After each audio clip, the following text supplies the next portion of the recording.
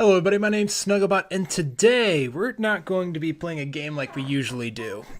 Oh no, today I figured I'd take this time to kinda sit down and talk with you guys about my top 10 favorite games growing up. Now you may be asking, Snugglebot, nobody asked for your top 10 games, and I'm like, you're right, nobody did, which I'm very offended about, by the way. Nah, just kidding. But I figured since I'm playing games and I kind of give my 2 cents about the games at the end of the games, kind of when it's all said and done, I figured now would be a good time to kind of give you guys a list of my favorite games so you kind of know where I'm coming from. I mean, clearly, if some of my top games are some of your favorite games that you played, maybe my opinions might mean a little bit more to you at the end of the videos. Now, what I'm going to kind of do with this is I'm going to go ahead and say the title of the game, give the year, and either like the publisher, developer, whoever's like on the case for the game, for the company, and then I'm going to go ahead and talk about a little bit about it, why it made it onto the list, as well as why it was one of my favorite games, which I guess that's the same reason why it's my favorite game is why it's on the list. So anyways, we're going to start the list off with my number 10 top favorite game, and that'd be Tales of Vesperia. Now, this game came out in 2008 and 2009. It was on the PS3 and the 360. The year date is because it came out on one console before the other. You know how these things usually work. But Tales of Vesperia was an RPG released by Namco. Now, it is a part of the Tales series flagship, which, if you guys are into Final Fantasy RPGs, but you kind of want more of an active combat going on with it, one where you actually have to do more than just select the menu options, I'd give the Tales series a good look at, because it's another one of the very strong RPG series that have been around for a really long time, but it didn't catch on as much in America as Final Fantasy did, I guess. I'm just going off of this because I didn't know about it until I played Tales of Vesperia, and it was a really, really solid game. Like, the combat is intricately done because you take your party into the combat, but you get to control the characters individually while the AI controls the other one, unless you have multiple controllers hooked up to the system. Then they can take place in the battles as well, so you can play up to 4 players on your team. So you and 3 other friends can go through and just speed run the crud out of it and just really give those bad guys a good knocking. All right, so the number 9 game on my list, it's kind of a combo, and you'll see a couple of these will be combos because of how closely they relate to each other, or at least the reason why they're on my list, that they relate to each other. But number 9 is going to be the Pokemon trading card game, as well as Pokemon Pinball on the Game Boy. Now, you may be asking, Snugglebot, these two games clearly have 2 separate things, but to me, these games were a nice change of pace when it was all about Pokemon capturing and stuff, and suddenly they shows that, oh, here's the card game that, honestly, me and my brother had like some starter decks and bought some boosters, but there really wasn't like a big scene for it in the area. So I really didn't get to play the card game all that much. And this game allowed me to get my hands in on the card game and actually play through it. And I really actually enjoyed it. And I don't know where the cartridge is for it. And that really upsets me because there's sometimes that I want to just bust it out and play it. But, that's how it works. And it's kind of the same thing with Pokemon Pinball. It was a lot of fun to play. It used I think it had the Rumble Pack. Somebody fact check me on that, but I'm pretty sure it had the Rumble Pack. But it was just a nice break from the Pokemon main games, and they were just played well, and it was great. Like, the trading card game was great for the Game Boy because you'd play one match of the card and then you'd save it. Same with the pinball, you'd play one cabinet or try to capture one thing and then go about its business. Both fantastic games. If you've had them and have not played them in a while, I envy the fact that you can go ahead and fire them back up and play a little bit. I lost both these cartridges sometime during my adolescence. I don't know if it's because I cleaned and somehow they got moved, or if I rented them out to somebody to let them borrow. I'm not 100% sure. But number 9, Pokemon trading card game and Pokemon Pinball on the Game Boy. And that leads us into my number 8 favorite game, and that's going to be Mario Kart Wii, as well as Mario Kart 8. Now, you may be saying, but Snugglebot, everybody likes that N64 one and that GameCube one, and what about the one on the DS? And my answer to that is simple. I didn't play those. I played the one on the 64 a very little bit because it was a a cartridge that we could take from our local movie renting store because they had a few games for us to play. And honestly, I don't like the controls on Mario Kart 64. They're so loose and you slide all over the place. It's awful. It's terrible. And I also didn't play Double Dash because I didn't have a GameCube. So keep that in mind through this series. These games are going to be predominantly on the systems that I actually own. So we're talking like PlayStation, Xbox 360, and then like the Sega and the NES and stuff. But anyways, since I didn't have the GameCube, there was no rhyme or reason for me to have Double Dash, so I never really played it. So by the time I started playing it was after I played Mario Kart Wii, and I don't know, the controls don't seem to be as tight as what Mario Kart Wii was. And then of course Mario Kart 8 improved on that, and fantastically done. So Mario Kart came out in 2008 for the Wii, 2014 for the 8, and then again it was re-released in 2017 on the Switch, which honestly, the Mario Kart's it's one of my favorite games because it's a game that I can play with my friends, no problem whatsoever. I spent many Saturday nights just playing Mario Kart and going about my business that way. So with Mario Kart out of this way, we're going to segue with a really bad race pun. It's pedal to the metal to their number 7 favorite game of all time, or favorite game growing up all time. That would be a little bit more time thinking through the list. But that's going to bring me into Final Fantasy X. Now, I have a theory in the Final Fantasy world. Whatever Final Fantasy game was your first is probably most likely your favorite. Now, I know there could be some outliers, and no, Final Fantasy Tactics does not fall in line with this theory. That's a game out on its own. It doesn't follow the standard formula, so don't even be like, but Snugglebot, I like Tactics the best, but I played 8, which was my second favorite. No, Tactics doesn't count. It's a strong ruling in that theory. Anyways, Final Fantasy X was my game that I played on the PlayStation 2 that just freaking blew it away. Absolutely blew it away. And there's so much that went on with it, and like this thing's been remastered multiple times. It was remastered on the PlayStation 3, it was remastered on the PlayStation 4, originally released on the PlayStation 2 in 2002, 2013 on the PlayStation Vita, 2014, yeah, 14 is what my note says, on the PlayStation 4, and then again in 2015, or PlayStation 3, and then 2015 the PlayStation 4.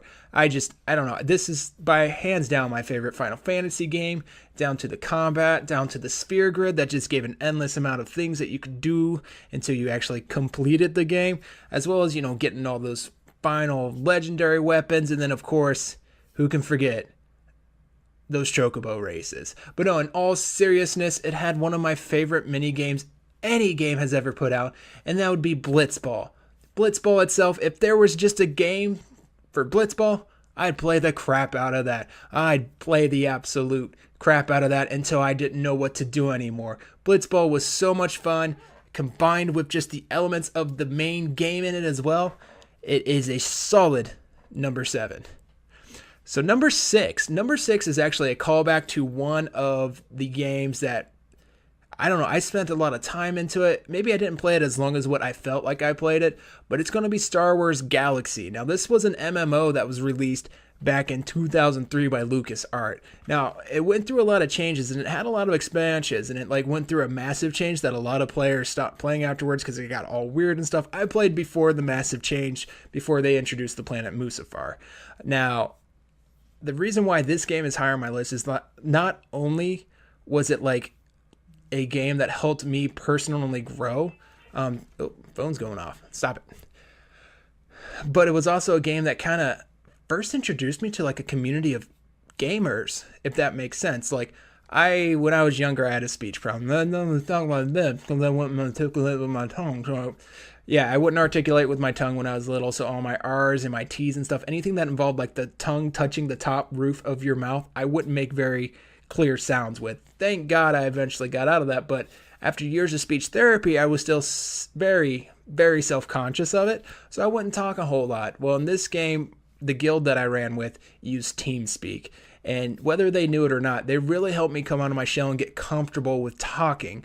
Now, it's a difference between talking to a screen of inanimate people and then talking to other people, so it still took me a while to, be, confident in a public situation, but hey, it was a good start. And on top of that, it was the first game that I played that had a large community with it. And it finally turned me on to being being a gamer is not just some slob sucking down Cheetos, ordering large pizzas, and drinking gallons of milk. Chocolate milk, by the way, not just normal milk. Chocolate milk's the way to go. And sitting there in a beanbag chair watching anime on the side TV, okay? It was the first time that it was like, wow, this is actually something a lot of people liked. Because I grew up in a small town, so it's like some people played games, but it really wasn't like the cool thing to do, so to speak. And I'm talking like I found this back when I was in like junior high. We're talking 2003. I graduated in 2008. So yeah, junior high. But anyways, I could go on and talk leagues about the game and about experiences I had with the game, but the videos ain't got that much time, and I'm sure I don't want to bore you guys to death with it. So that's going to bring us into another game that just dumps hours upon hours of game time into it, and that's going to be the Elder Scrolls. Now, on this list, I have both Skyrim and Oblivion. They're both fantastic games. I personally liked Oblivion more than Skyrim, mainly because there was a lot more free stuff. Once again, that's an entire different video that we can talk about the difference between Skyrim and Oblivion and how the jump from being like a PC almost orientated game to a more console orientated game. But I love them both. I enjoy them. I spent so much time. I don't really take time to create my character, but darn if I don't enjoy every concept of character that I have. From the mobility of what you can do, the different skills that go into it, and just the amount of time you can dump into these games is fantastic. And they just build such a great world. And it's one of those games that, like, no matter what caliber of gamer somebody is, whether they predominantly play sports games, first-person shooters, or just straight play RPGs, it's a game that they have played. Not as true with Oblivion, but definitely with Skyrim. Now that gaming has become such a cultural acceptance thing, it's almost like everybody has played Skyrim, especially since it's been re-released. I don't know how many times, but originally it was done by Bethesda, and 2006 was when Oblivion was released, and then 2011 is when Skyrim hit. But once again, it's just a good one. It's a good conversation starter. Anytime you're at work and you play games and you're trying to like feel out the crowd, this is a good game to throw out. And once again, that's why it's on my list, because I've spent hours with just multiple TVs next to each other and sitting on the couches with my friends, spending away the weekend, sucking down root beer and Coke. That's going to bring me to game number, my top 4 game growing up, and that's going to be Dusty Diamond All-Star Softball. Now, you may be like, Snugglebot, I've never heard of this game. What is this game? Where did you get this? Did you dig this out of ground? Are you making stuff up, Snugglebot? And I say, no. This game was fantastic, and I've even emulated the game from time to time to get my fix in on it. I love this game. I don't know why I love it so much, but it is a fantastic game. I don't know, I don't know. Everybody likes RBI baseball. I love Dusty Diamond All-Stars. The character selection was so much fun.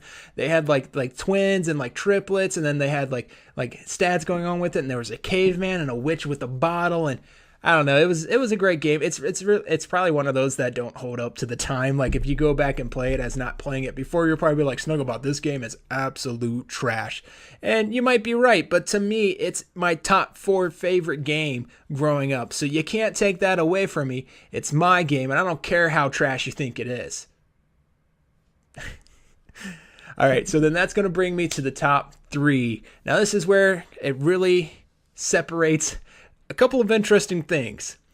So my number 3 game is Pokemon Generation 1 and Generation 2.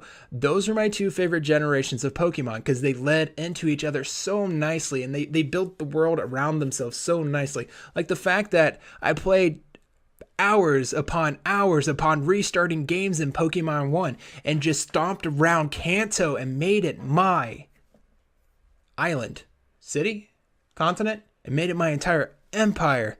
And then you're going to give me Gen 2 with the same Pokemon from before, but new ones? So not only do I get to go back and get my favorites like Magmar, but I get to have new favorites as well, which right now it's escaping me what some of my favorite from Gen 2. Oh, Tyranitar. I knew I'd remember.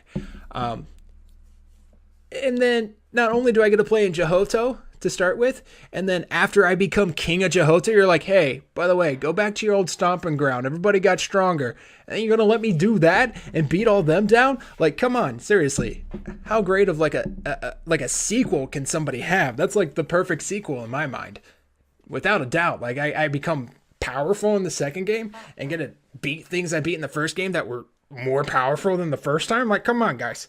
How's that? I mean, the Elite Four was kind of a joke in the second generation because it was like a quarter game, I guess, like stopping thing, whatever. But defeating Red or whoever, I saw like some like light go, and it scared the crowd out of me in the corner. But anyways, beating that finer like trainer Red, or was it Blue? I think it was Red. Red sounds right. You'd think I would know better putting all those hours into the game. Was something of pure bliss. And like, it's just, I don't know. Without Pokemon, who knows if I would even be the gamer that I was today. Anyways, I digress. And that's going to be a fantastic way to go to our number 2 game. Now this one, you might not have heard of. And it makes my list for a few reasons. But it's the Fantastic Four game on the PlayStation. Now you may be saying, Snugglebot, what is this game? I definitely have not heard of it. This didn't even exist. And I'll tell you what, when I was a kid, one of the things that my parents promised me was, hey, if you keep B average on your report card, we'll buy you a PlayStation for Christmas. And I'm like, hot dog, sign me up. I like that idea. And one of the games that I got on this, now I don't think it was right away, it might have been later, but it was the Fantastic Four game. And it was basically like a 3D like arcade, like a scroll fighter, but you got to play as one of the Fantastic Four characters. And this was really my first exposure to the Fantastic Four, and where I seen one of my favorite superheroes of all time, the Human Torch. Now, something about just shouting "flame on," setting ablaze is cool. That, and he can fly. Flying would be one of my favorite superpowers. Top two superpowers: flying and then teleportation. Okay, both those. Something about traveling. Maybe it's because I'm not very fast. I don't know. But anyways, this game took you through, and you got to play as any of the Fantastic Four characters. We're talking The Thing, we're talking Reed Richards, we're talking Invisible Woman, we're talking the Human Torch, and then of course, for some reason, they let you play She-Hulk as well.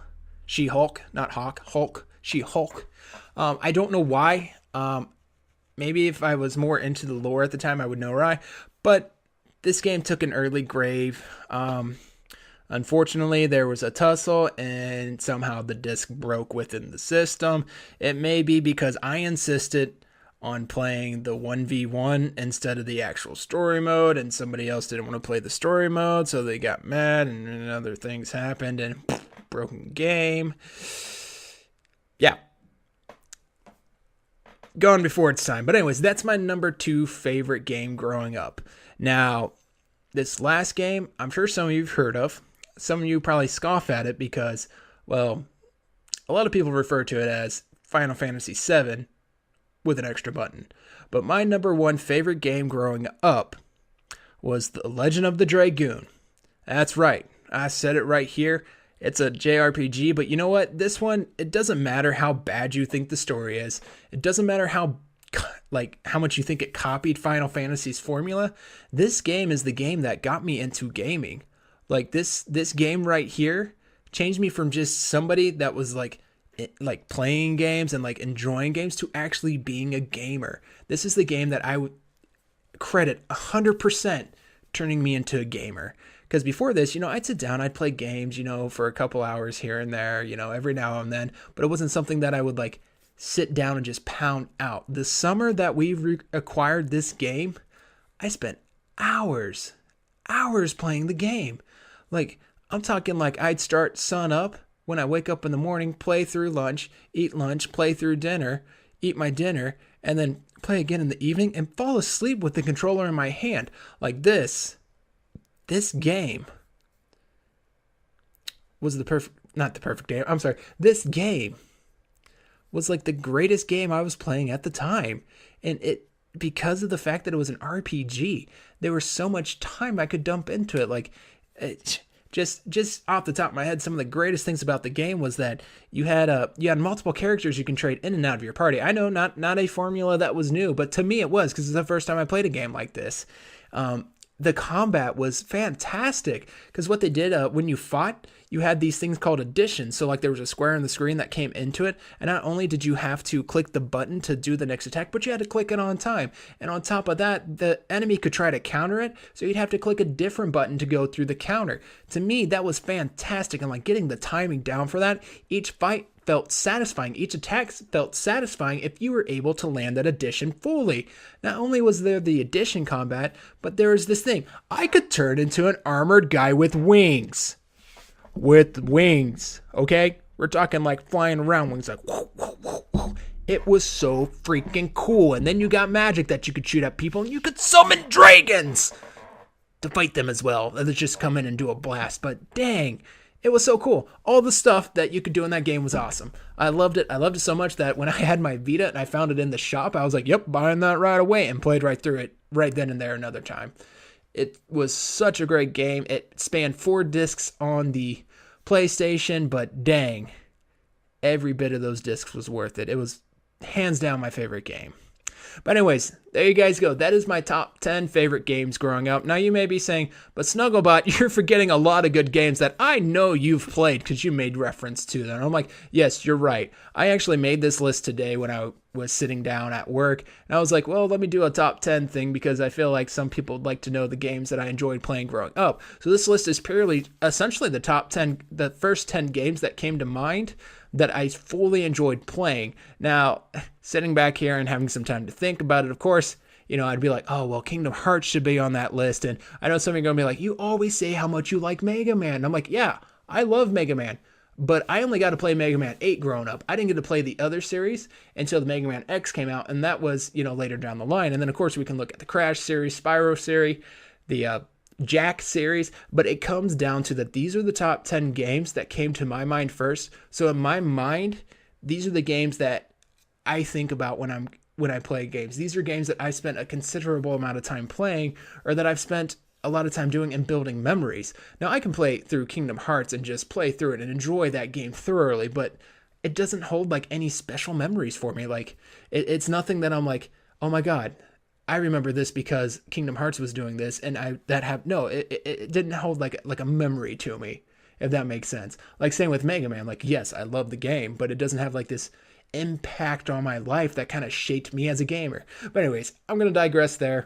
Go ahead down in the comments, let me know what like your favorite games of growing up were as well. Like you don't have to do a full 10, like top 2, top 3, whatever. And if you have that one game like I do with Legend of the Dragoon that took you from the filthy casual to the hardcore gamer, or just a game that really got you into gaming as more than just a passing fancy, go ahead and let me know down in the comments as well. But anyways, thank you guys for watching the video, and if you liked it, go ahead and snuggle up to that like button and give it a firm yet sensual click.